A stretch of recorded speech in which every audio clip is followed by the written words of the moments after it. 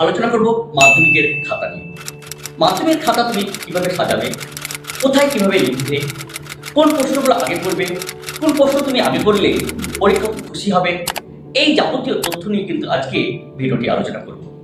আজকে ভিডিওটি তোমার জন্য খুবই ইম্পর্টেন্ট হতে চলে। ভাবছো মাধ্যমিকে পাস করবে কি করে, ভালো মোটামুটি একটা অ্যাভারেজ নাম্বার পাবে কি করে, তাদের জন্য কিন্তু আজকের এই ভিডিওটি। যারা ভালো অর্থাৎ 80 বা তার বেশি নাম্বার পাবে তারা এই ভিডিওটি স্কিপ করে চলে যেতে পারো।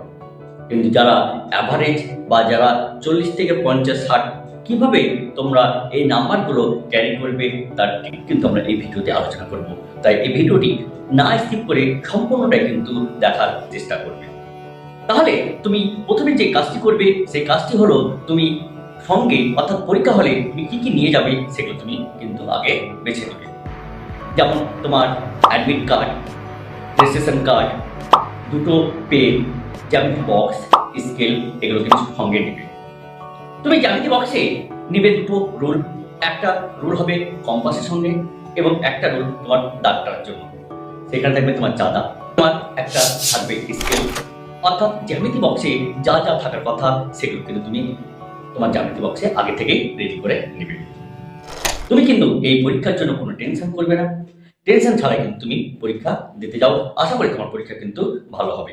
তুমি যখন পরীক্ষার খাতা পাবে তখন তুমি মার্জিন টেনে নেবে। এটা কিন্তু তোমরা সবাই জানো, নতুন করে বলার কিছু নাই যে মার্জিন কিভাবে টানতে হয়। তোমরা বাংলা পরীক্ষায় সেটা করে দেখিয়েছো। সে একইভাবে তুমি কি করবে, অঙ্ক পরীক্ষাতেও তুমি সেম একইভাবে কিন্তু প্রথমে মার্জিন টেনে নেবে।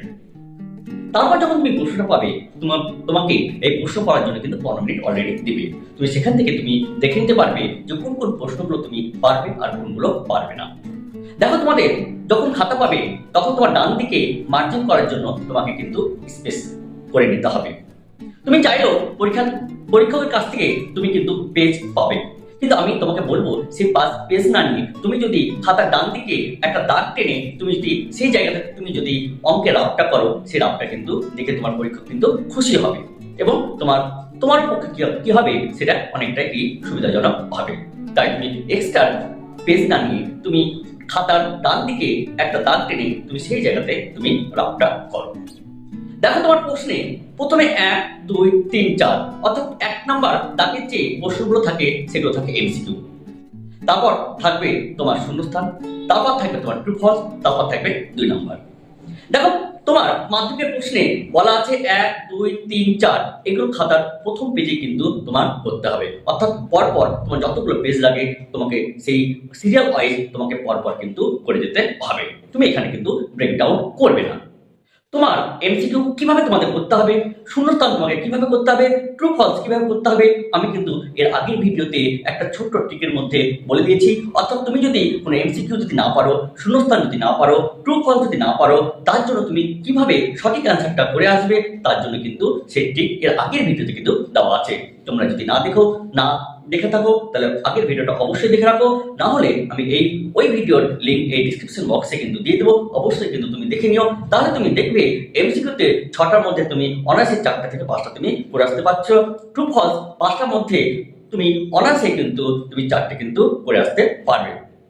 কিন্তু তোমাকে জানতে হবে এই ছোট ছোট ট্রিকের কথাগুলো।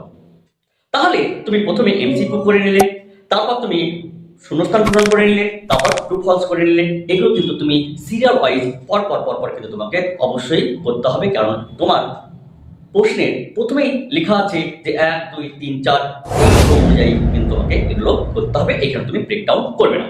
যদি তুমি না পারো তাহলে তুমি 3টে থেকে 4টে পেজ কিন্তু ছেড়ে দাও। অর্থাৎ মোটামুটি একটা স্পেস তুমি বুঝে তুমি সেই মতো তুমি কিন্তু স্পেস ছেড়ে দিয়ে পরের প্রশ্নটা করে যাও।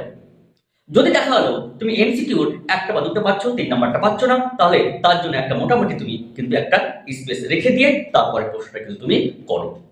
কিন্তু তুমি এমন করবে না যে এমসিকিউ গুলো বেশির দিকে করলে বা খাতা মিডিলের দিকে করলে, এটা কিন্তু করতে যেও না।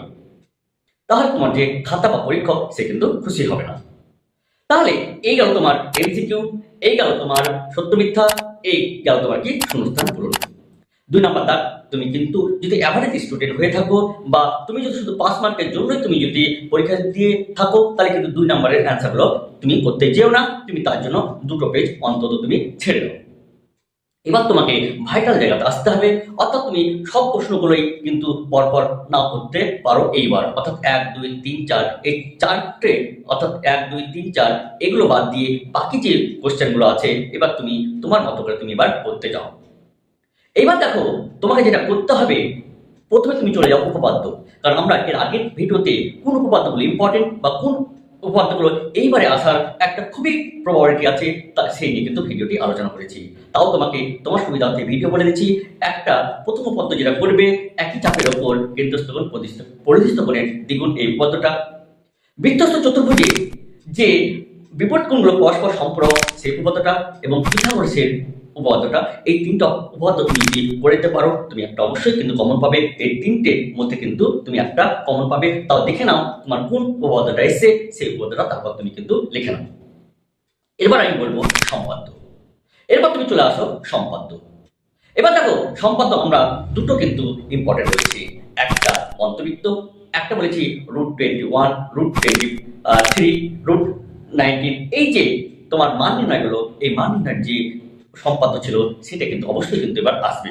তাহলে তুমি উপপাদ্য করলে, তারপর তুমি কি করলে, সম্পাদ্য করলে। দেখো, এই দুটো কিন্তু তুমি অবশ্যই কিন্তু তুমি কমন পাবে। তাহলে তোমার এটা, এই পোর্শনটা কিন্তু আগে থেকে জানা আছে, তাই তুমি এটা আগে থেকে লিখে নেবে। এরপর আমি যেটা বলবো রাশিবিজ্ঞান। রাশিবিজ্ঞান দেখো, তোমাদের আছে মধ্যমা, আছে সংখ্যাগুরু, আছে গড়। এই তিনটা অংশ থেকে তোমার দুটো কিন্তু অঙ্ক থাকবে। তুমি শুধুমাত্র যদি ফর্মুলাগুলো যদি ঢুকে লিখে আসতে পারো, তাহলে কিন্তু তুমি ওখানে কিছু নাম্বার কিন্তু তো অবশ্যই কিন্তু তুমি পাবে।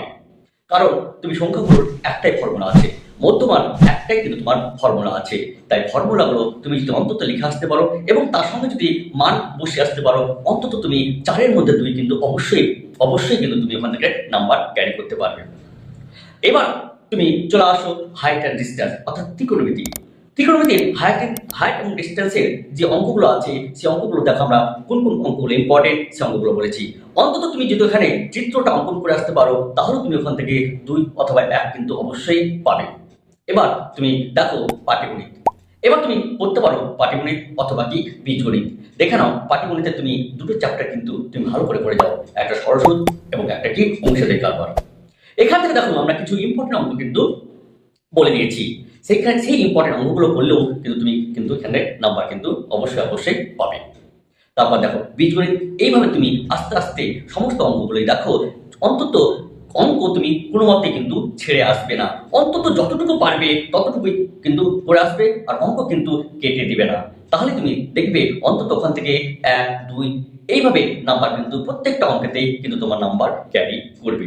অর্থাৎ তোমরা জানো বা পরীক্ষকরা কি করে, স্টেপ ওয়াইজ কিন্তু অঙ্কে নাম্বার দেয়, অর্থাৎ তুমি যতটুকু করেছো তার উপরে কিন্তু তুমি নাম্বার পাবে। তাহলে এইভাবে এই কয়েকটা কথা তুমি যদি মেনে চলো পরীক্ষা হলে, তাহলে কিন্তু তুমি একটা ভালো স্কোর কিন্তু করে নিতে পারবে। তোমার যদি ভয়, অর্থাৎ অঙ্ক পরীক্ষা তুমি পাস করবে কিনা এই ভয়টা কিন্তু তোমার কিন্তু আর থাকবে না। আর কথা, একটা অঙ্ক করার পর অন্তত 2 আঙ্গুল বা 3 আঙ্গুল মতো স্পেস কিন্তু ছাড়বে, অর্থাৎ একটা অঙ্ক করার পরে আর একটা অঙ্ক করতে যাবে না। তাহলে আজকের এই যে তথ্যগুলো আছে, এই তথ্যগুলো তুমি যদি মেনে নিতে পারো বা মেনে চলতে পারো, তাহলে তুমি দেখবে অঙ্কতে তুমি 50 থেকে 60 নাম্বার অনায়াসেই কিন্তু পাচ্ছ। তাহলে আর সময় নষ্ট না করে, আর ভিডিও লম্বা না করে তুমি এই তথ্যগুলো অবশ্যই পালন করো, তাহলে তোমার নাম্বার অবশ্যই কিন্তু ভালো আসবে। তাহলে আজকের ভিডিওটা এই পর্যন্ত। তোমাদের শুভকামনা রইল, তোমাদের শুভেচ্ছা রইল, তোমাদের পরীক্ষা যাতে ভালো হয় এবং যাতে প্রশ্ন কমন পাও। তাহলে এর পরের ভিডিওতে আবার তোমাদের সাথে দেখা হবে। ধন্যবাদ।